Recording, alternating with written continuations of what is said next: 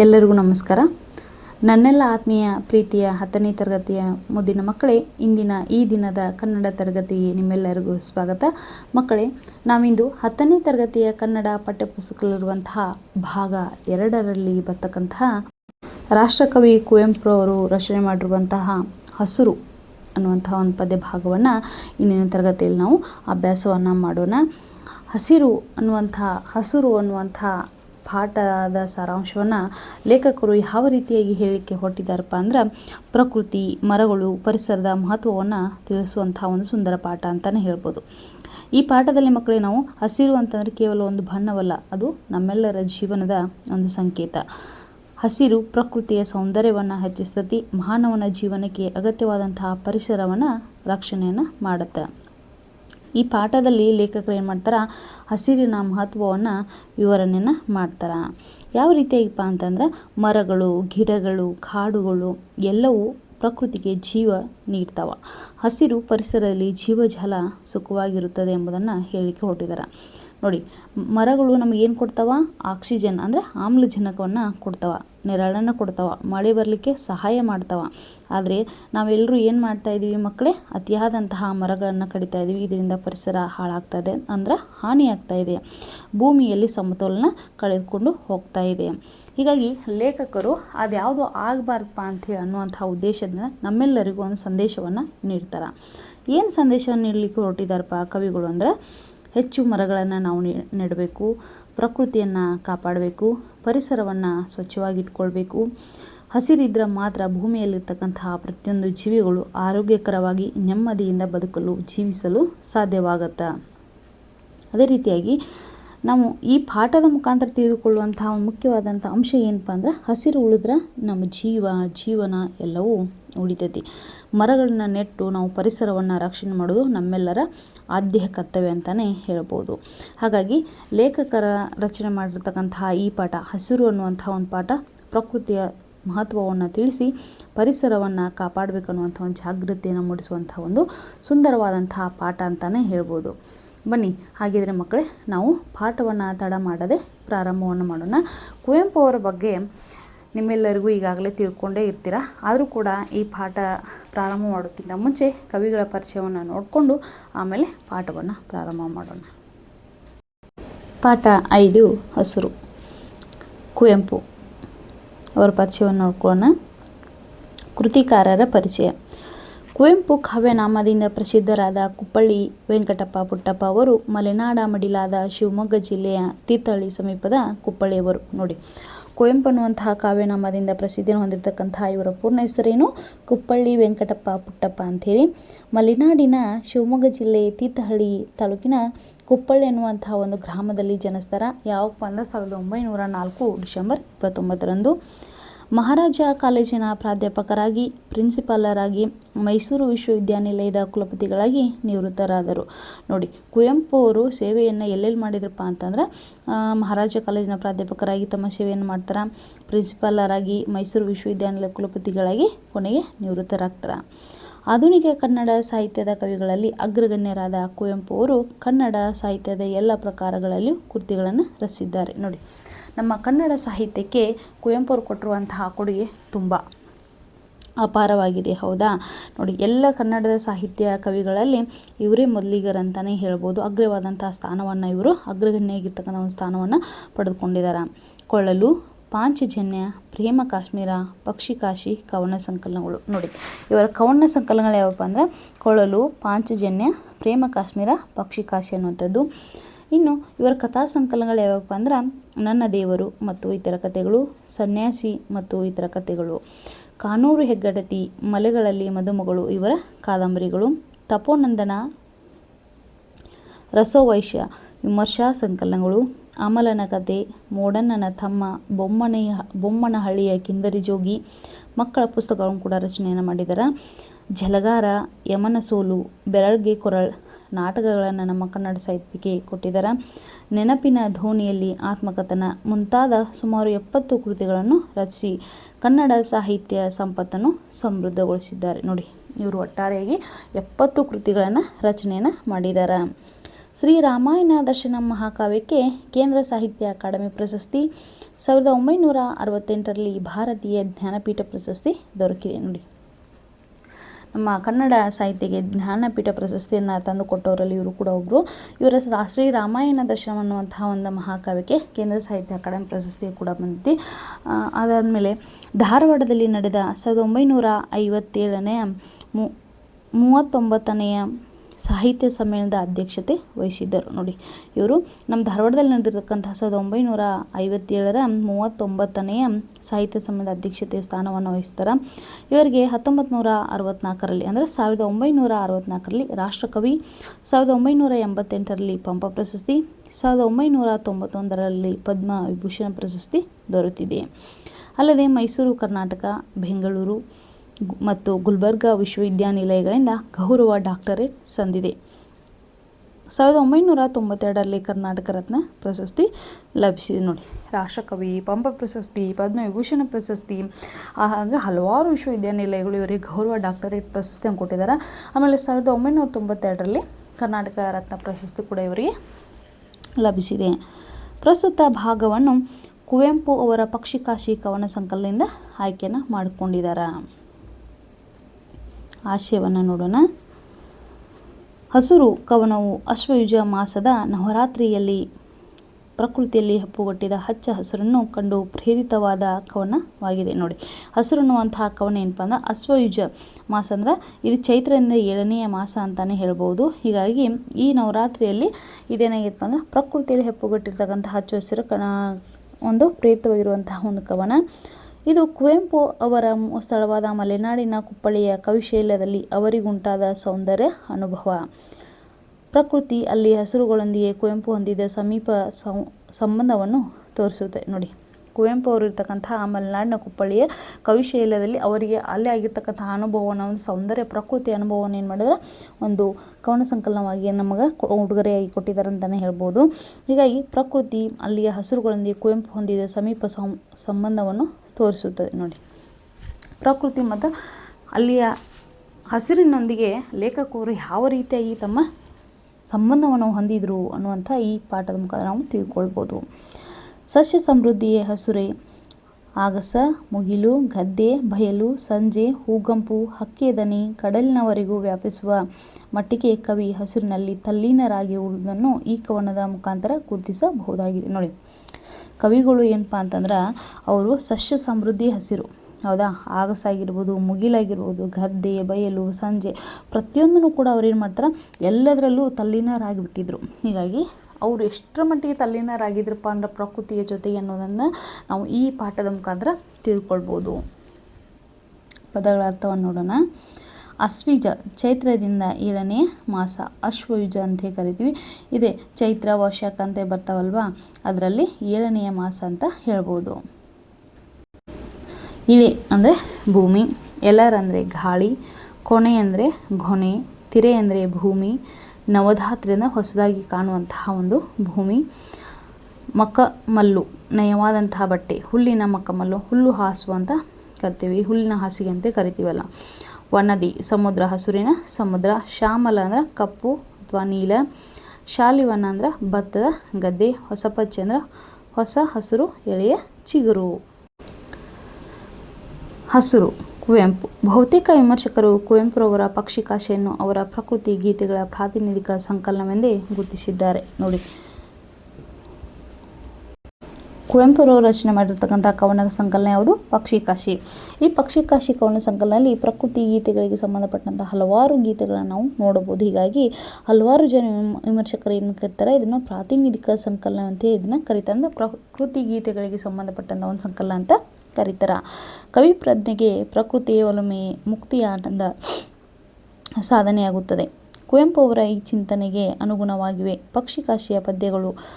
ಅದರಲ್ಲಿ ಒಂದು ಹಸುರು ಎಂಬ ಈ ಕವಿತೆಯು ಕುವೆಂಪು ಅವರ ಪ್ರಕೃತಿಯ ತನ್ಮಯತೆಗೂ ಕವಿ ಮತ್ತು ಪ್ರಕೃತಿ ಒಂದಾಗುವ ಅವರ ಕಾವ್ಯದ ಅದ್ವೈತ ಸ್ಥಿತಿಯು ಸಮರ್ಥ ದರ್ಶನವಾಗಿದೆ. ನೋಡಿ, ಕವಿಗಳು ಯಾವ ರೀತಿಯಾಗಿ ತಲ್ಲೀನರಾಗಿದ್ರಪ್ಪ ಅನ್ನುವಂಥದ್ದಕ್ಕೆ ಉದಾಹರಣೆ ಅಂದರೆ ಈ ಹಸುರು ಅನ್ನುವಂತಹ ಪದ್ಯ ಅಂತಲೇ ಹೇಳ್ಬೋದು. ಅವರಲ್ಲಿ ಪಕ್ಷಿಕಾಶಿ ಅನ್ನುವಂಥ ಕವನ ಸಂಕಲನ ಹಲವಾರು ಪ್ರಕೃತಿ ಗೀತೆಗಳ ಬಗ್ಗೆ ಪ್ರಕೃತಿಯ ಸೌಂದರ್ಯವನ್ನು ಅವ್ರು ಏನು ಮಾಡ್ತಾರೆ ಹಾಡಿ ಹೋಗುತ್ತಾರೆ. ಹೀಗಾಗಿ ಕುವೆಂಪುರವರು ಪ್ರಕೃತಿಯೊಂದಿಗೆ ಎಷ್ಟೊಂದು ಅವಿನಾಭಾವ ಸಂಬಂಧವನ್ನು ಹೊಂದಿದ್ರು ಅನ್ನುವಂತಹ ನಾವು ಎಂಬುದನ್ನು ಈ ಪದ್ಯದ ಮುಖಾಂತರ ತಿಳ್ಕೊಳ್ಬೋದು ಅಂತ ಇಲ್ಲಿನ ಮಾಹಿತಿ. ಪ್ರವೇಶದಲ್ಲಿ ನಮ್ಮ ತಿಳಿಸ್ತಾರೆ. ಬನ್ನಿ ಮಕ್ಕಳೇ, ಮೊದಲನೇದಾಗಿ ನಾನು ಪದ್ಯವನ್ನು ಒಂದು ಸಲ ಓದ್ತೀನಿ ನೋಡಿ. ನವರಾತ್ರಿಯ ನವಧಾತ್ರಿಯ ಈ ಶ್ಯಾಮಲ ವನದಿಯಲ್ಲಿ ಹಸುರಾದುದೋ ಕವಿಯಾತ್ಮಂ ರಸಪಾನ ಸ್ನಾನದಲ್ಲಿ. ಹಸುರಾಗಸ ಹಸುರು ಮುಗಿಲು ಹಸಿರು ಗದ್ದೆಯ ಬಯಲು ಹಸುರಿನ ಮಲೆ ಹಸುರು ಕಣಿವೆ ಹಸುರು ಸಂಜೆಯಿ ಬಿಸಿಲು. ಅಶ್ವೀಜದ ಶಾಲಿವನದ ಗಿಳಿಯದೆ ಬಣ್ಣದ ನೋಟ ಅದರೆಡೆಯಲ್ಲಿ ಬನದಂಚಲಿ ಕೊನೆ ಒತ್ತಡಕೆಯ ತೋಟ. ಅದೋ ಹುಲ್ಲಿನ ಮಕಮಲ್ಲಿನ ಹೊಸ ಪಚ್ಚೆಯ ಜಮಖಾನೆ ಪಸರಿಸಿ ತಿರೆ ಮೈ ಮುಚ್ಚಿರೆ ಬೇರೆ ಬಣ್ಣವನೇ ಖಾನೆ. ಹೊಸ ಹೂವಿನ ಕಂಪು ಹಸುರು ಎಲರಿನ ತಂಪು ಹಸುರು ಹಕ್ಕಿಯ ಕೊರಲಿಂಪು ಹಸುರು ಹಸುರು ಹಸುರುಳಿ ಉಸಿರು. ಹಸುರತ್ತಲ್ ಹಸುರಿತ್ತಲ್ ಹಸುರೆತ್ತಲ್ ಕಡಲಿನಲ್ಲಿ ಹಸುರುಗಟ್ಟಿತು ಕವಿಯಾತ್ಮ ಹಸುರನೆತ್ತರ ಒಡಲಿನಲ್ಲಿ. ಮಕ್ಕಳೇ ನೋಡಿ, ಈ ಕವಿಗಳು ಏನು ಮಾಡಿದಾರ, ತಮ್ಮ ಕವಿಶೈಲ್ಯದಲ್ಲಿ ಮಲೆನಾಡಿನವರಾಗಿರ್ತಕ್ಕಂತಹ ರಾಷ್ಟ್ರಕವಿ ಕುವೆಂಪುರವರು ಅವರ ಊರು, ಅವರ ಸುತ್ತಮುತ್ತ ಕಾಣ್ತಿರುವಂತಹ ಪ್ರತಿಯೊಂದು ವಸ್ತುಗಳು ಏನಾಗಿದ್ದವು, ಅವರಿಗೆ ಹಸಿರು ಅನ್ನುವಂಥ ಒಂದು ಭಾವನೆಯನ್ನು ಅವರು ತುಂಬ್ಕೊಂಡು ಬಿಟ್ಟಿದ್ದು. ಆಗಸ ಆಗಿರ್ಬೋದು, ಮೋಡ ಆಗಿರ್ಬೋದು, ಸಂಜೆ ಆಗಿರ್ಬೋದು, ಆಮೇಲೆ ಕವಿಶೈಲಿಯಲ್ಲಿ ಕೂತ್ಕೊಂಡು ಅವರ ಪ್ರತಿಯೊಂದು ಏನು ವಸ್ತುಗಳು ಅವ್ರ ಕಣ್ಣಿಗೆ ಏನು ಕಾಣ್ತಾವಲ್ಲ ಅವೆಲ್ಲವೂ ಕೂಡ ಅವ್ರು ಏನು ಮಾಡಿದ್ರು ಹಸಿರಿಗೆ ಹೋಲಿಸಿ ಈ ಪದ್ಯವನ್ನು ರಚನೆಯನ್ನು ಮಾಡಿದ್ದಾರೆ. ಬನ್ನಿ ಪದ್ಯದ ಅರ್ಥವನ್ನು ಒಂದೊಂದೇ ಪದ್ಯವನ್ನು ಓದ್ತಾ ನಿಮಗೆ ಅರ್ಥವನ್ನು ಹೇಳ್ತಾ ಹೋಗ್ತೀನಿ. ನವರಾತ್ರಿಯ ನವಧಾತ್ರಿಯ ಈ ಶ್ಯಾಮಲ ವನದಿಯಲ್ಲಿ ಹಸುರಾದುದು ಕವಿಯಾತ್ಮ ರಸಪಾನ ಸ್ನಾನದಲ್ಲಿ. ನೋಡಿ, ನವರಾತ್ರಿ ಆ ಸಂದರ್ಭದಲ್ಲಿ ಅಂದರೆ ನವರಾತ್ರಿಯ ಸಂದರ್ಭದಲ್ಲಿ ನವಧಾತ್ರಿಯ, ನೋಡಿ ನವ ಅಂದರೆ ಹೊಸದು, ಧಾತ್ರಿ ಅಂದರೆ ಭೂಮಿ. ನವರಾತ್ರಿಯ ಸಂದರ್ಭದಲ್ಲಿ ಹೊಸದಾಗಿ ಕಾಣ್ತಕ್ಕಂತಹ ಭೂಮಿಯಲ್ಲಿ ಹಚ್ಚ ಹಸಿರಾಗಿರ್ತಕ್ಕಂತಹ ಒಂದು ಸುಂದರ ವಾತಾವರಣವನ್ನು ನಾವು ನೋಡಬಹುದು. ಈ ಶ್ಯಾಮಲ ವನದಿಯಲ್ಲಿ ನೋಡಿ, ಈ ಶ್ಯಾಮಲ ಅಂತಂದ್ರೆ ಕಪ್ಪು ಅಥವಾ ನೀಲಿಯಾಗಿರ್ತಕ್ಕಂತಹ ಆಕಾಶದಿಂದ ಏನಾಗುತ್ತೆ, ಮಳೆ ಧೋದು ಅಂತ ಬರುತ್ತೆ. ಅದನ್ನ ಬರ್ತಿರುವಂತಹ ಮಳೆಯಿಂದ ಏನಾಗತ್ತಪ್ಪ ಅಂದರೆ ಎಲ್ಲ ಕಡೆ ಹಚ್ಚು ಹಸಿರಾಗಿ ಕಂಗೊಳಿಸ್ಲಿಕ್ಕೆ ಪ್ರಾರಂಭವಾಗುತ್ತೆ. ಹೀಗಾಗಿ ಕವಿಗಳ ಕಣ್ಣಿಗೆ ಯಾವ ರೀತಿಯಾಗಿ ಕಾಣ್ತಾ ಇದ್ರು ಅಂದ್ರೆ ಸುತ್ತು ಕಡೆ ಎಲ್ಲೆಲ್ಲೂ ಹಸಿರಾಗಿರುವಂತಹ ಒಂದು ಸುಂದರ ವಾತಾವರಣ ಕಾಣುತ್ತೆ. ಹಸುರಾದುದು ಕವಿಯಾತ್ಮಂ ರಸಪಾನ ಸ್ನಾನದಲ್ಲಿ. ಇಲ್ಲಿ ಕವಿಗಳ ಕಣ್ಣಿಗೆ ಅಂದರೆ ಕುವೆಂಪುರವರ ಕಣ್ಣಿಗೆ ಭೂಮಿ ತಾಯಿ, ನವಧಾತ್ರಿ ಅಂತ ಏನು ಹೇಳಿದ್ವಲ್ಲ, ಭೂಮಿ ತಾಯಿ ಹಚ್ಚು ಹಸಿರಾಗಿ ಅವಳು ಏನು ಮಾಡ್ತಾ ಇದ್ದಾಳ, ಕಾಣ್ತಾ ಇದ್ದಾಳ, ಕಂಗೊಳಿಸ್ತಾ ಇದ್ದಾಳ. ಸುತ್ತು ಕಡೆ ಎಲ್ಲೆಲ್ಲೂ ನೋಡಿರುವಂತಹ ಹಸುರನ್ನು ನೋಡ್ತಕ್ಕಂತಹ ಕವಿಗಳ ಕವಿ ಆತ್ಮ ಏನಾಗ್ತಾ ಇದೆ ಇಲ್ಲಿ ರಸಪಾನ ಸ್ನಾನದಲ್ಲಿ. ಅವರ ರಸಪಾನ ಅಂದರೆ ನಾವು ಎರಡು ರೀತಿಯಾಗಿ ನೋಡ್ಬೋದು. ಅಂತಂದ್ರೆ ಹಣ್ಣಿನ ರಸ ಅಂತಲೇ ಹೇಳ್ಬೋದು, ಅಥವಾ ಇದು ನಾವು ನವರಸಗಳು ಅಂತ ಬರ್ತಾವಲ್ಲ ಆ ಅರ್ಥದಲ್ಲೂ ಕೂಡ ನಾವು ಹೇಳ್ಬೋದು. ಹೀಗಾಗಿ ಸುತ್ತು ಕಡೆ ಎಲ್ಲೆಲ್ಲೂ ಕಂಗೊಳಿಸ್ತಾಕಿರ್ತಕ್ಕಂತಹ ಈ ಹಸಿರನ್ನ ನೋಡಿದ ಆದಮೇಲೆ ಕವಿಗಳ ಆತ್ಮ ಏನಾಗ್ತಾ ಇದೆ, ರಸಪಾನದ ಸ್ನಾನದಲ್ಲಿ ಮೀತಾ ಇದೆ ಅಂತಲೇ ಹೇಳ್ಬೋದು. ಒಟ್ಟಾರೆಯಾಗಿ ಹೇಳ್ಬೇಕಪ್ಪ ಅಂದ್ರೆ ಅಶ್ವಯುಜ ಮಾಸದ ನವರಾತ್ರಿಯ ದಿನದಲ್ಲಿ ಹೊಸ ಭೂಮಿಯ ಹಾಗೆ ಕಾಣುವ ನೀಲವರ್ಣದ ಹಸುರಿನ ಸಮುದ್ರದಲ್ಲಿ ಕವಿ ಆತ್ಮ ಏನಾಗ್ತಾ ಇದೆ, ಇಲ್ಲಿ ಹಸುರಾಗಿ ರಸಪಾನ ಸ್ನಾನದಲ್ಲಿ ಮಿಂದು ಹೋಗ್ತಾ ಇದೆ, ಮೀತಾ ಇದೆ ಅಂತಾನೆ ಹೇಳ್ಬೋದು. ನೋಡಿ ಮಕ್ಕಳೇ, ಅಶ್ವಯುಜ ಅಂದರೆ ಗೊತ್ತಲ್ವಾ, ಚೈತ್ರದಿಂದ 7ನೇ ಮಾಸ ಅಂದರೆ ಆಶ್ವಯುಜ ಅಂತ ಕರಿತೀವಿ. ನಿಮ್ಮ ಮಾಸಗಳು ಗೊತ್ತಲ್ವಾ, ಚೈತ್ರ, ವೈಶಾಖ, ಜ್ಯೇಷ್ಠ, ಆಷಾಢ, ಶ್ರಾವಣ, ಭಾದ್ರಪದ, ಅಶ್ವೀಜ, ಕಾರ್ತಿಕ, ಮಾರ್ಗಶಿರ, ಪುಷ್ಯ, ಮಾಘ, ಫಾಲ್ಗುಣ. ಹೀಗಾಗಿ ಚೈತ್ರ ಮಾಸದಿಂದ ಹಿಡಿದು ಅಶ್ವೀಜ ಅಥವಾ ಅಶ್ವಯುಜ ಅನ್ನುವಂತಹ 7ನೇ ಮಾಸ ಅಂತಲೇ ಹೇಳ್ಬೋದು. ಹೀಗಾಗಿ ಅಂಥ ಸಂದರ್ಭದಲ್ಲಿ ಏನಾಗ್ತದೆ, ನವರಾತ್ರಿಯ ದಿನದಲ್ಲಿ ಹೊಸ ಭೂಮಿಯ ಹಾಗೆ ನವಧಾತ್ರಿಯ ಹಾಗೆ ಏನಾಗ್ತಾಯಿದೆ, ಕಾಣ್ತಿರುವಂತಹ ನೀಲಿ ವರ್ಣದ ಆಕಾಶದಲ್ಲಿರ್ತಕ್ಕಂತಹ ನೀಲಿ ವರ್ಣದ ಹಸುರಿನ ಸಮುದ್ರದಲ್ಲಿ ಕವಿಯ ಆತ್ಮ ಕೂಡ ಇಲ್ಲಿ ಹಚ್ಚು ಹಸುರಾಗಿ ರಸಪಾನ ಸ್ನಾನದಲ್ಲಿ ಮಿಂದು ಹೋಗ್ತಾ ಇದೆ. ನೋಡಿ 2ನೇ ಪದ್ಯಭಾಗ. ಹಸುರಾಗಸ ಹಸುರು ಮುಗಿಲು ಹಸುರು ಗದ್ದೆಯ ಬಯಲು ಹಸುರಿನ ಮಲೆ ಹಸುರು ಕಣಿವೆ ಹಸುರು ಸಂಜೆ ಬಿಸಿಲು. ಹಸುರಾಗಸ ಹಸುರು ಮುಗಿಲು ಹಸುರು ಗದ್ದೆಯ ಬಯಲು. ನೋಡಿ, ಇಲ್ಲಿ ಕವಿಗಳ ಕಣ್ಣಿಗೆ ಸುತ್ತಮುತ್ತ ಇರುವುದೆಲ್ಲವೂ ಹಸುರಾಗಿ ಕಾಣಿಸ್ತಾ ಇದೆ ಅಂತ ಹೇಳಿದ್ನಲ್ವಾ. ಹೀಗಾಗಿ ಹಸುರಾಗಸ, ಆಗಸ ಅಂದರೆ ಆಕಾಶ. ಆಕಾಶ ಸಾಮಾನ್ಯವಾಗಿ ಯಾವ ಬಣ್ಣದಾಗಿರುತ್ತೆ ಮಕ್ಕಳೇ, ನೀಲಿ ಬಣ್ಣದಾಗಿ ಇರುತ್ತೆ, ಹೌದಾ. ಆದರೆ ಕವಿಗಳ ಕಣ್ಣಿಗೆ ಆಕಾಶ ಯಾವ ಬಣ್ಣದಲ್ಲಿ ಕಾಣ್ತಾ ಇದೆ? ಹಸಿರಿನ ಬಣ್ಣದಲ್ಲಿ ಕಾಣ್ತಾ ಇದೆ. ಪ್ರಕೃತಿಯ ಸೌಂದರ್ಯಕ್ಕೆ ತಕ್ಕಂತೆ ಅವ್ರೇನು ಮಾಡ್ತಾರೆ, ಎಲ್ಲವನ್ನೂ ಕೂಡ ಅದೇ ರೀತಿ ಇದೆ ಅಂಥೇಳಿ ವರ್ಣನೆಯನ್ನು ಮಾಡ್ತಾ ಇದ್ದಾರೆ. ಹಸಿರು ಮುಗಿಲು. ಮುಗಿಲು ಅಂತಂದರೆ ಸಾಮಾನ್ಯವಾಗಿ ನೀಲಿ ಬಿಳಿ ಮೋಡ ಇರುತ್ತೆ, ಹೌದಾ, ಮುಗಿಲು. ಹಾಗಾಗಿ ಆ ಮೋಡಗಳು ಕೂಡ ಏನಾಗ್ತಾ ಇದೆ, ಇಲ್ಲಿ ಕವಿಗಳ ಕಣ್ಣಿಗೆ ಹಸಿರು ಹಸಿರಾಗಿ ಕಾಣಿಸ್ತಾ ಇದೆ. ಹಸಿರು ಗದ್ದೆಯ ಬಯಲು. ನೋಡಿ, ಭೂಮಿಯಲ್ಲಿರ್ತಕ್ಕಂತಹ ಹೊಲ, ಜಮೀನು, ಗದ್ದೆ ಇವೆಲ್ಲವೂ ಕೂಡ ಏನು ಕಾಣಿಸ್ತಾ ಇದೆ, ಕವಿಗಳ ಕಣ್ಣಿಗೆ ಇವು ಕೂಡ ಹಸಿರಾಗಿ ಕಾಣಿಸ್ತಾ ಇದೆ. ಹಸುರಿನ ಮಲೆ ಹಸಿರು ಕಣಿವೆ, ಹಸಿರು ಸಂಜೆಯ ಬಿಸಿಲು. ಹಸಿರಿನ ಮಲೆ ಅಂತಂದರೆ ಪರ್ವತ. ಹೀಗಾಗಿ ಪರ್ವತ ಪ್ರದೇಶಗಳು ಕೂಡ ಏನಾಗ್ತದೆ, ಹಸಿರಿನಿಂದ ಕಂಗೊಳಿಸ್ತಾ ಇದೆ. ಹಸಿರು ಕಣಿವೆ ಪ್ರದೇಶಗಳಲ್ಲೂ ಕೂಡ ಹಚ್ಚ ಹಸಿರನ್ನು ನಾವು ನೋಡ್ತಾ ಇದ್ದೀವಿ. ಹಸಿರು ಸಂಜೆಯ ಬಿಸಿಲು. ಬೆಳಗ್ಗೆಯಿಂದ ಹಿಡಿದು ಸಂಜೆ ಆಗುವವರೆಗೂ ಕೂಡ ಏನು ಕಾಣಿಸ್ತಾ ಇದೆ, ಕವಿಗಳ ದೃಷ್ಟಿಯಲ್ಲಿ ಹಸಿರಾಗಿ ಕಾಣಿಸ್ತಾ ಇದೆ. ಕುವೆಂಪುರವರು ತಮ್ಮ ಕವಿಶೈಲಿಯಲ್ಲಿ ಕುಳಿತುಕೊಂಡು ಕಾವ್ಯವನ್ನು ರಚನೆ ಮಾಡ್ತಿರುವಂತಹ ಸಂದರ್ಭದಲ್ಲಿ ಅವರಿಗೆ ಆಕಾಶ ಆಗಿರ್ಬೋದು, ಮೋಡ ಆಗಿರ್ಬೋದು, ಗದ್ದೆಗಳಾಗಿರ್ಬೋದು, ಬಯಲು ಪ್ರದೇಶಗಳಾಗಿರ್ಬೋದು, ಆಮೇಲೆ ಪರ್ವತ ಪ್ರದೇಶಗಳಾಗಿರ್ಬೋದು, ಪ್ರತಿಯೊಂದು ಕೂಡ ಏನಾಗಿದೆ, ಅವರು ಹಚ್ಚು ಹಸಿರಿನಿಂದ ಕಾಣಿಸ್ತಾ ಇದೆ ಅಂತ ಹೇಳ್ತಾ ಇದ್ದಾರೆ. ಒಟ್ಟಾರೆಯಾಗಿ ಹೇಳಬೇಕಪ್ಪ ಅಂದ್ರೆ ಹಸಿರಾಗಿರ್ತಕ್ಕಂತಹ ಆಕಾಶ ಆಗಿರ್ಬೋದು, ಹಸಿರಿನ ಮುಗಿಲು, ಹಚ್ಚ ಹಸಿರಾಗಿರ್ತಕ್ಕಂತಹ ಗದ್ದೆಯ ಬಯಲು, ಆಮೇಲೆ ಹಸಿರಿನಿಂದ ಕಂಗೊಳಿಸ್ತಾ ಇರ್ತಕ್ಕಂತಹ ಬೆಟ್ಟಗಳು, ಪರ್ವತಗಳು, ಹಸಿರಾಗಿರುವಂತಹ ಕಣಿವೆಗಳು, ಸಂಜೆಯ ಬಿಸಿಲು ಕೂಡ ಕವಿಗಳ ದೃಷ್ಟಿಯಲ್ಲಿ ಹಚ್ಚು ಹಸಿರಾಗಿ ಕಾಣಿಸ್ತಾ ಇದೆ. ನೋಡಿ, 3ನೆಯ ಪದ್ಯಭಾಗ. ಆಶ್ವೀಜದ ಶಾಲಿವನದ ಗಿಳಿಯದೆ ಬಣ್ಣದ ನೋಟ, ಅದರೆಡೆಯಲ್ಲಿ ಬಣ್ಣದಂಚಲಿ ಕೊನೆವತ್ತಡಿಕೆಯ ತೋಟ. ಆಶ್ವೀಜದ ಶಾಲಿವನ ಅಂತಂದರೆ ಭತ್ತದ ಗದ್ದೆ. ಕವಿಗಳ ದೃಷ್ಟಿಯಲ್ಲಿ ಆಶ್ವೀಜದ ಶಾಲಿವನದ, ಹೌದಾ, ಭತ್ತದ ಗದ್ದೆಗಳು ಕೂಡ ಏನಾಗ್ತದೆ, ಗಿಳಿಯದೆ ಬಣ್ಣದ ನೋಟ. ನೋಡಿ, ಗಿಳಿಯ ಬಣ್ಣ ನೋಡಲಿಕ್ಕೆ ಯಾವ ರೀತಿಯಾಗಿ ಕಾಣಿಸ್ತಾ ಇರುತ್ತೆ, ಹಚ್ಚು ಹಸಿರಾಗಿ ಕಾಣಿಸ್ತಾ ಇರುತ್ತೆ ಗಿಳಿಗಳು, ಹೌದಾ, ಮುದ್ದಾಗಿ ಹಸಿರಿಂದ ಕಂಗೊಳಿಸ್ತಾ ಇರುತ್ತೆ, ತನ್ನ ಸೌಂದರ್ಯನ ವರ್ಣನೆಯನ್ನು ಮಾಡ್ತಾ ಇರುತ್ತೆ. ಹೀಗಾಗಿ ಶಾಲಿವನದ ಅಂದರೆ ಭತ್ತದ ಗದ್ದೆಗಳು ಕೂಡ ಗಿಳಿಯ ಬಣ್ಣದ ಹಾಗೆ, ಹಚ್ಚು ಹಸಿರಿನ ಹಾಗೆ ಕಾಣಿಸ್ತಾ ಇವೆ. ಅದರಡಿಯಲ್ಲಿ ಬನದಂಚಲಿ ಕೊನೆ ಒತ್ತಡಿಕೆಯ ತೋಟ. ಅದರಡಿಯಲ್ಲಿ ಬನದಂಚಲಿ ಅಂದರೆ ಭತ್ತದ ಗದ್ದೆಯ ಅಂಚಿನಲ್ಲಿ, ಅಂದರೆ ಅಂಚು ಅಂದರೆ ಕೊನೆ ಅಂತ ಹೇಳ್ಬೋದು, ಕೊನೆಯಲ್ಲಿ ಕೊನೆ ಒತ್ತಡಿಕೆಯ ತೋಟ.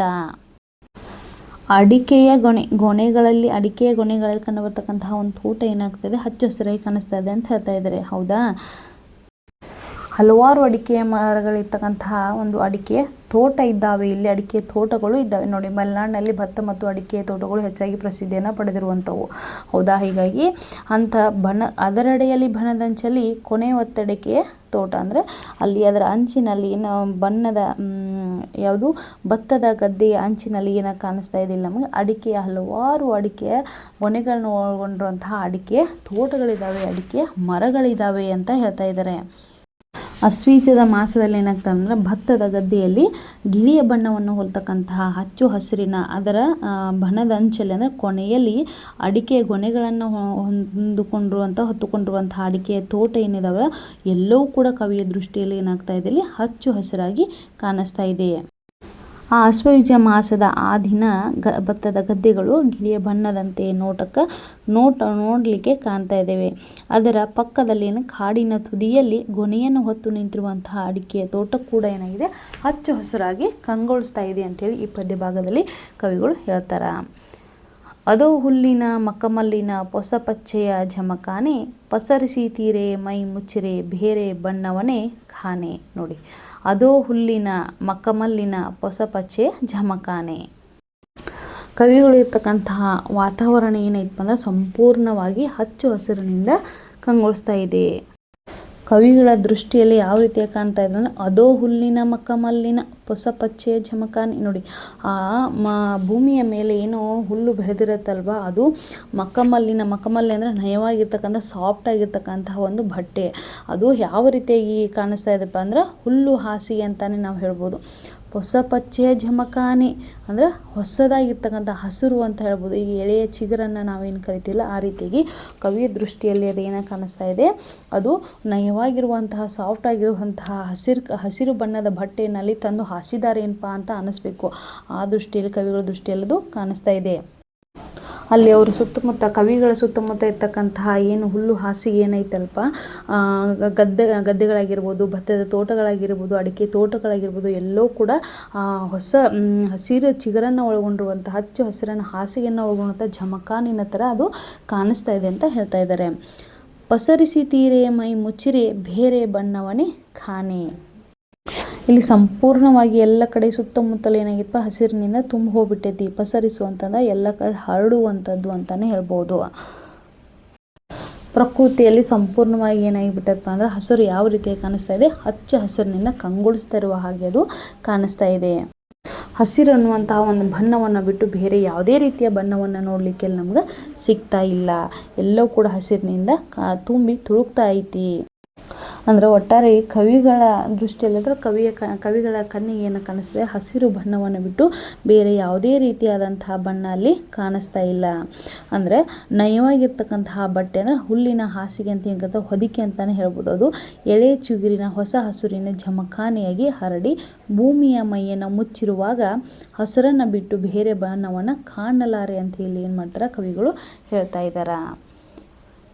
ಹೊಸ ಹೂವಿನ ಕಂಪು ಹಸುರು, ಎಲರಿನ ತಂಪು ಹಸುರು, ಹಕ್ಕಿಯ ಕೊರಳಿಂಪು ಹಸುರು, ಹಸುರುಳಿ ಉಸಿರು. ನೋಡಿ, ಹೊಸ ಹೂವಿನ ಕಂಪು ಹಸುರು ಅಂದರೆ ಹೊಸ ಹೂವಿನ ಕಂಪು ಹಸುರು. ನೋಡಿ, ಆಗ ತಾನೇ ಅರಳ್ತಾ ಇರ್ತಕ್ಕಂತಹ ಹೂವು ಕಂಪು ಹಸಿರು. ನೋಡ, ಆಗ ತಾನೇ ಅರಳುವಂತಹ ಹೂವಿನ ಕಂಪು ಕೂಡ ಏನಾಗ್ತದೆ, ಸುವಾಸನೆ. ಕಂಪು ಅಂದರೆ ಇಲ್ಲಿ ಸುವಾಸನೆ, ಅದು ಕೂಡ ಹಸಿರಾಗಿ ಕಾಣಿಸ್ತಾ ಇದೆ. ಆಗ ತಾನೇ ಬಿಟ್ಟಿರುವಂತಹ ಹೂವಿನ ಸುವಾಸನೆಯಲ್ಲೂ ಕೂಡ ಹಸಿರನ್ನು ಕಾಣ್ತಾ ಇದ್ದಾರೆ. ಎಲ್ಲರಿನ ತಂಪು ಹಸಿರು. ನೋಡಿ, ಎಲ್ಲರೂ ಅಂದರೆ ಗಾಳಿ. ನೋಡಿ, ಅವರಲ್ಲಿ ಗಾಳಿ ಅವರ ನಾಸಿಕ ಅಥವಾ ಮೂಗು ಅಂತ ಏನಿರುತ್ತೆ, ಕವಿಗಳ ಮೂಗು ಕೂಡ ಅದರ ನಾಸಿಕಗೂ ಕೂಡ ಏನಾಗುತ್ತೆ, ಹಸಿರು ಬಣ್ಣ ಕಾಣಿಸ್ತಾ ಇದೆ. ಹಸಿರು ಬಣ್ಣದ ಸುವಾಸನೆಯನ್ನು ತೆಗೆದುಕೊಳ್ತಾ ಇದ್ದಾರೆ. ಆ ರೀತಿಯಾಗಿ ಸಂಪೂರ್ಣವಾಗಿ ಹಸಿರಿನಲ್ಲಿ ಕವಿಗಳು ಏನು ಮಾಡ್ತಾರೆ, ಮೈ ಮರೆತು ಬಿಟ್ಟಿದ್ದಾರೆ. ಹಕ್ಕಿಯ ಕೊರಳಿಂಪು ಹಸಿರು. ಹಕ್ಕಿಯ ಕೊರಳಿಂಪು ಅಂದರೆ ಇಲ್ಲಿ ಕೊರಳಿಂಪು ಅಂದರೆ ಕೊರಳ ಧ್ವನಿ ಅಂತೇಳಿ ನಾವು ಕರಿತೀವಿ, ಹೌದಾ. ಹಲವಾರು ರೀತಿಯಾದಂಥ ಪ್ರಕೃತಿಯಲ್ಲಿ ಒಂದೇ ರೀತಿಯಾದಂಥ ಹಕ್ಕಿ ಇರುತ್ತಾ ಇಲ್ವಾ, ಹಲವಾರು ರೀತಿಯಾದಂಥ ಹಕ್ಕಿಗಳಿರ್ತಾವೆ, ಹಲವಾರು ರೀತಿಯಾದಂಥ ಶಬ್ದಗಳನ್ನು ಮಾಡ್ತಾವೆ. ಆ ಎಲ್ಲ ಶಬ್ದಗಳನ್ನು ನಾವು ಮಲೆನಾಡಿನ ಪ್ರಕೃತಿಯ ಸೌಂದರ್ಯದಲ್ಲಿ ಮೈಮರೆತು ನಿಂತಾಗ ಆ ಗುಬ್ಬಿಗಳು ಅಥವಾ ಪಕ್ಷಿಗಳು ಕೂಗ್ತಿರುವಂತಹ ಏನು ಶಬ್ದ ಧ್ವನಿ ಇದೆಯಲ್ಲ, ಅವರ ಧ್ವನಿ ಕೂಡ ಕೇಳಲಿಕ್ಕೆ ತುಂಬ ಮೃದುವಾಗಿರುತ್ತೆ, ತುಂಬ ಆನಂದವಾಗಿರುತ್ತೆ. ಮನಸ್ಸಿಗೆ ಸಮಾಧಾನ, ಸುಖ, ನೆಮ್ಮದಿ ಎಲ್ಲವೂ ಇಲ್ಲೇ ಇದೆ ಏನಪ್ಪ ಅಂತ ಅನ್ನಿಸ್ಬೇಕು. ಆ ರೀತಿ ಭಾವನೆ, ಆ ರೀತಿ ಫೀಲ್ ಆಗುತ್ತೆ ನಮಗೆ. ಹೀಗಾಗಿ ಕವಿಗಳು ಏನಿಸ್ತದೆ, ಹಕ್ಕಿಯ ಕೊರಳಿಂಪು ಹಸಿರು. ನೋಡಿ, ಆ ಪ್ರತಿಯೊಂದು ಹಕ್ಕಿಗಳು ಹಾಡ್ತಿರುವಂತಹ ಮಧುರವಾದಂಥ ಧ್ವನಿ, ತಮ್ಮ ಕೊರಳಿನ ಏನು ಬರ್ತಿರುವಂಥ ಧ್ವನಿ ಏನೈತೆ ಅದು ಕೂಡ ಹಸಿರಿನ ಹಾಗೆ ಕವಿಗಳ ದೃಷ್ಟಿಯಲ್ಲಿ ಕಾಣ್ತಾ ಇದೆ. ಹಸುರು ಇಳೆ ಉಸಿರು. ನೋಡಿ, ಇಳೆ ಅಂದರೆ ಇಲ್ಲಿ ಭೂಮಿ ಅಂತಲೇ ಹೇಳ್ಬೋದು, ಹೌದಾ. ಭೂಮಿಯಲ್ಲಿ ಎಲ್ಲವೂ ಕೂಡ ಹಚ್ಚ ಹಸಿರಾಗಿ ಕಾಣಿಸ್ತಾ ಇದೆ. ಮನುಷ್ಯ ಹಸಿರಿಲ್ಲದೆ ಇಲ್ವೇ ಇಲ್ಲ, ಹೌದಾ. ಹೀಗಾಗಿ ಮನುಷ್ಯನ ಜೀವನ ಏನಾಗೈತಿ, ಹಸಿರಿನಿಂದನೇ ಕೂಡೈತಿ. ಹಸಿರಿಲ್ಲದೆ ಇದ್ದ ಹೋದರೆ, ಒಂದು ವೇಳೆ ಇಲ್ಲದೆ ಇದ್ದರೆ ಮನುಷ್ಯನಾಗಲಿ ಅಥವಾ ಅವರ ಜೀವನ ಆಗಲಿ ಅಥವಾ ಜೀವ ಆಗಲಿ ಎರಡೂ ಕೂಡ ಇರುವುದಿಲ್ಲ ಅಂತೇಳಿ ಇಲ್ಲಿ ಕವಿಗಳು ಹೇಳ್ತಾರೆ. ನೋಡಿ, ಒಟ್ಟಾರೆ ಏನಪ್ಪ ಹೇಳ್ಬೇಕು ಅಂದರೆ, ಹೊಸ ಹೂವಿನ ಸುವಾಸನೆ ಕೂಡ ಏನಾಗಿದೆ, ಹಸಿರಾಗಿದೆ. ಕವಿಗಳ ಪ್ರಕಾರ ಬೀಸುವಂತಹ ಗಾಳಿ ಕೂಡ ತಂಪಾಗಿದೆ, ಅದು ಕೂಡ ಅವರಿಗೆ ಹಸಿರಾಗಿ ಕಾಣಿಸ್ತಾ ಇದೆ. ಹಕ್ಕಿಯ ಕೊರಳಿನ ಧ್ವನಿ ಕೂಡ ಹಸಿರಾಗಿ ಕಾಣಿಸ್ತದೆ. ಹಸಿರಾಗಿರ್ತಕ್ಕಂತಹ ಭೂಮಿಯ ಉಸಿರು ಕೂಡ ಹಸಿರಾಗಿದೆ ಅಂತ ಹೇಳಿ ಕವಿಗಳು ಹೇಳ್ತಾ ಇದ್ದಾರೆ. ಮುಂದಿನ ಪದ್ಯ ಭಾಗವನ್ನು ನೋಡಿ. ಹಸುರೆತ್ತಲ್ ಕಡಲಿನಲ್ಲಿ ಹಸುರುಗುಟ್ಟಿತು ಕವಿಯಾತ್ಮಂ ಹಸುರನೆತ್ತರ ಒಡಲಿನಲ್ಲಿ. ನೋಡಿ, ಹಸುರೆತ್ತಲ್ ಕಡಲಿನಲ್ಲಿ ಎಷ್ಟು ಅದ್ಭುತವಾಗಿ ಹೇಳ್ತಾ ಇದ್ದಾರೆ ನೋಡಿ ಕವಿಗಳು. ಹಸುರೆತ್ತಲ್ ಅಂದರೆ ಅತ್ತಲ್ ಅಂತಂದ್ರೆ ಆ ಕಡೆ, ಹಸುರಿತ್ತಲ್ ಅಂದರೆ ಈ ಕಡೆ. ನೋಡಿ, ಕವಿಗಳ ದೃಷ್ಟಿಯಲ್ಲಿ, ಕವಿಗಳ ಕಣ್ಣಿಗೆ ಆ ಕಡೆ ನೋಡಿದರೂ ಹಸಿರಾಗಿದೆ, ಈ ಕಡೆ ನೋಡಿದರೂ ಹಸಿರಾಗಿದೆ. ಹಸುರೆತ್ತಲ್ ಕಡಲಿನಲ್ಲಿ. ನೋಡಿ, ಎಲ್ಲ ಕಡೆ ಎತ್ತೆತ್ತ ನೋಡಿದತ್ತ ಏನಾಗ್ತಾ ಇದೆ, ಕವಿಗಳ ಕಣ್ಣಿಗೆ ಹಸುರಾಗಿ ಕಾಣಿಸ್ತಾ ಇದೆ. ಆಕಾಶ, ಭೂಮಿ, ಮೋಡ, ಹಕ್ಕಿಗಳ ಧ್ವನಿ ಆಗಿರ್ಬೋದು, ಹೂ ಬಿಡ್ತಿರುವಂತಹ ಸುವಾಸನೆ ಆಗಿರ್ಬೋದು, ಎಲ್ಲವೂ ಕೂಡ ಕವಿಗಳ ದೃಷ್ಟಿಯಲ್ಲಿ ಹಸುರಾಗಿ ಕಾಣಿಸ್ತಾ ಇದೆ. ಅದರ ಜೊತೆಗೆ ಹಸುರುಗಟ್ಟಿತೋ ಕವಿಯಾತ್ಮ ಹಸುರನೆತ್ತರ ಒಡಲಿನಲ್ಲಿ. ಕಡಲು ಅಂತಂದರೆ ಸಮುದ್ರ ಅಂತ ಹೇಳ್ಬೋದು, ಹೌದಾ. ಆ ಸಮುದ್ರವು ಕೂಡ ಕವಿಗಳ ಕಣ್ಣಿಗೆ ಏನು ಕಾಣಿಸ್ತದೆ, ಹಸಿರು ಹಸಿರಾಗಿ ಕಾಣಿಸ್ತಾ ಇದೆ. ಹೇಗಪ್ಪ ಕಾಣಿಸ್ತಾ ಇದೆ ಅಂತಂದ್ರೆ, ಭೂಮಿ ಮೇಲೆ ಇರ್ತಕ್ಕಂತಹ ಗಿಡ ಮರಗಳು ತಮ್ಮ ಪ್ರತಿಬಿಂಬವು ಆ ಸಮುದ್ರದ ಮೇಲೆ ಬಿದ್ದಿರುವುದರಿಂದ ಸಮುದ್ರವು ಕೂಡ ಕವಿಗಳ ದೃಷ್ಟಿಯಲ್ಲಿ ಹಸಿರು ಹಸಿರಾಗಿ ಕಾಣಿಸ್ತಾ ಇದೆ. ಅದರ ಜೊತೆಗೆ ಹಸಿರುಗುಟ್ಟಿತೋ ಕವಿಯ ಆತ್ಮ, ತಮ್ಮ ಸುತ್ತಮುತ್ತ ಇರ್ತಕ್ಕಂತಹ ಎಲ್ಲ ಹಸುರಿನ ವಾತಾವರಣವನ್ನು ನೋಡಿರುವಂತಹ ಕವಿಗಳ ಆತ್ಮ ಏನಾಗಿದೆ, ಅದು ಕೂಡ ಹಸಿರಾಗಿ ಕಾಣಿಸ್ತಾ ಇದೆ. ಹಸುರ ನೆತ್ತರ್ ಒಡಲಿನಲ್ಲಿ, ನೆತ್ತರ್ ಅಂದರೆ ರಕ್ತ, ಒಡಲು ಅಂದರೆ ಶರೀರ ಅಂತ ಹೇಳ್ಬೋದು. ನೋಡಿ, ರಕ್ತ ನೋಡಲಿಕ್ಕೆ ಯಾವ ಬಣ್ಣದಾಗಿರುತ್ತೆ ಮಕ್ಕಳೇ? ಕೆಂಪು ಬಣ್ಣದಾಗಿರುತ್ತೆ. ಹೌದಾ? ಬೇರೆ ಬೇರೆ ಬಣ್ಣದ ಏನಾದ್ರು ನೋಡಿದ್ರೇನ? ಇಲ್ಲ, ಅದು ಕೆಂಪು ಬಣ್ಣದಲ್ಲೇ ಇರುತ್ತೆ. ಹೀಗಾಗಿ ಒಡಲು ಅಂದರೆ ಶರೀರ ಅಂತ ಹೇಳಿದೆ. ಕವಿಗಳ ನೆತ್ತರು ಅಂದರೆ ರಕ್ತವು ಕೂಡ ಅವರ ಶರೀರದಲ್ಲಿರ್ತಕ್ಕಂತಹ ರಕ್ತವು ಕೂಡ ಯಾವ ರೀತಿಯಾಗಿ ಕಾಣಿಸ್ತದೆ? ಹಸಿರು ಹಸಿರಾಗಿ ಕಾಣಿಸ್ತಾ ಇದೆ. ಅಷ್ಟೊಂದು ಅವರ ಆತ್ಮ ಆಗಿರ್ಬೋದು. ಹಸಿರು ಗಟ್ಟಿತೋ ಕವಿ ಆತ್ಮ ಹಸುರ ನೆತ್ತರ ಒಡಲಿನಲ್ಲಿ. ನೋಡಿ, ಒಟ್ಟಾರೆ ಏನು ಹೇಳ್ತಾರಪ್ಪ ಅಂತಂದ್ರೆ, ಆ ಕಡೆ ನೋಡಿದರೂ ಹಸಿರು, ಈ ಕಡೆ ನೋಡಿದರೂ ಹಸಿರು, ಎತ್ತೆತ್ತ ನೋಡಿದತ್ತ ಏನಾಗ್ತದೆ ಅವರಿಗೆ ಹಸಿರು ಹಸಿರಾಗಿ ಕಾಣಿಸ್ತದೆ. ಕಡಲು ಕೂಡ ಹಸಿರಾಗಿ ಕಾಣಿಸ್ತದೆ. ಕವಿಯ ಆತ್ಮ ಅಂತಾನೆ ದೇಹ ಮನಸ್ಸು ಇವೆಲ್ಲವೂ ಕೂಡ ಏನಾಗುತ್ತೆ, ಹಸಿರುಗಟ್ಟಿ ಬಿಟ್ಟೈತಿ. ಒಡಲೊಳಗಿರ್ತಕ್ಕಂತಹ ರಕ್ತವು ಕೂಡ ಹಸಿರು ಹಸಿರಾಗಿದೆ ಅಂತೇಳಿ ಹೇಳ್ತಾರೆ. ನೋಡಿ, ಒಟ್ಟಾರೆಯಾಗಿ ಮಕ್ಕಳೇ ಇಲ್ಲಿ ಕುವೆಂಪು ಅವರು ಏನು ಹೇಳಿಕೊಟ್ಟಿದ್ದಾರಪ್ಪ ಅಂದರೆ, ಇಡೀ ಪ್ರಕೃತಿಯ ಜೊತೆಗೆ ತಮ್ಮ ಆತ್ಮವನ್ನು ಹಸಿರಾಗಿಸಿಕೊಂಡು ಅವರು ರಸಪಾಕದಲ್ಲಿ ಮಿಂದೆದ್ದಿದ್ದಾರೆ. ಪ್ರಕೃತಿಯೊಂದಿಗಿರುವಂತಹ ಅದ್ವೈತದ ಒಂದು ಸ್ಥಿತಿಯನ್ನು ಈ ಪದ್ಯದ ಮುಖಾಂತರ ತೋರಿಸಲಿಕ್ಕೆ ನಮಗೆ ಪ್ರಯತ್ನವನ್ನು ಪಟ್ಟಿದ್ದಾರೆ. ಮನುಷ್ಯ ಇತ್ತೀಚೆಗೆ ಮರಗಳನ್ನು ಕಡಿಯುವುದು, ಗಿಡ ಮರಗಳನ್ನು ಕಡಿಯುವುದರಿಂದ ಏನಾಗ್ತದೆ, ನಮಗೆ ಆಮ್ಲಜನಕದ ಕೊರತೆ ಹೆಚ್ಚಾಗ್ತಾ ಇದೆ. ಹೀಗಾಗಿ ನಾವು ಏನು ಮಾಡಬಾರ್ದು, ಗಿಡ ಮರಗಳನ್ನು ಕಡಿಬಾರ್ದು. ಪ್ರಕೃತಿ ಸೌಂದರ್ಯವನ್ನು ನಾವು ಕಾಪಾಡಬೇಕು. ಪರಿಸರವನ್ನು ಆದಷ್ಟು ಸ್ವಚ್ಛವಾಗಿ ಇಟ್ಕೊಳ್ಬೇಕು. ಒಟ್ಟಾರೆಯಾಗಿ ಮನುಷ್ಯನ ಜೀವನ ಎಲ್ಲವೂ ಇರಬೇಕಾದ್ರೆ ಏನು ಬೇಕು? ಹಸಿರು ತುಂಬ ಇಂಪಾರ್ಟೆಂಟ್ ಅಂತಲೇ ಹೇಳ್ಬೋದು. ಈ ಪ್ರಕೃತಿಯ ಮಹತ್ವವನ್ನು ನಮ್ಮೆಲ್ಲರೂ ತಿಳಿಸಿಕೊಟ್ಟಿದ್ದಾರೆ.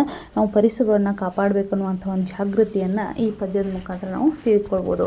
ನೋಡಿ, ಕವಿಗಳು ಕವಿಶೈಲ್ಯದಲ್ಲಿ ತಮ್ಮ ಸುತ್ತಮುತ್ತಲು ಆಕಾಶ, ಭೂಮಿ, ಮೋಡ, ಆಮೇಲೆ ಹಕ್ಕಿಗಳ ಕೊರಳು ಧ್ವನಿಯಾಗಿರ್ಬೋದು, ಹೂ ಬಿಟ್ಟಿರುವಂತಹ ಸುವಾಸನೆಗಿರ್ಬೋದು, ಎಲ್ಲವೂ ಕೂಡ ಹಸುರತ್ತಲ್ ಅಂದರೆ ಒಟ್ಟಾರೆಯಾಗಿ ಅವರು ಎಲ್ಲ ಕಡೆ ನೋಡಿದತ್ತೂ ಕೂಡ ಹಸಿರು ಹಸಿರಾಗಿ ಕಾಣಿಸ್ತಾ ಇದೆ ಎಂಬುದನ್ನು ನಾವು ಈ ಪದ್ಯದ ಮುಖಾಂತರ ತಿಳಿದುಕೊಳ್ಬೋದು. ಮಕ್ಕಳೇ, ಇಲ್ಲಿಯವರೆಗೆ ಈ ಪದ್ಯವನ್ನು ನೋಡೋದಕ್ಕೆ ನಿಮ್ಮೆಲ್ಲರಿಗೂ ಧನ್ಯವಾದಗಳನ್ನು ತಿಳಿಸ್ತಾ ಇಂದಿನ ತರಗತಿಯನ್ನು ನಾನು ಮುಗಿಸ್ತಾ ಇದ್ದೀನಿ. ಎಲ್ಲರಿಗೂ ನಮಸ್ಕಾರ.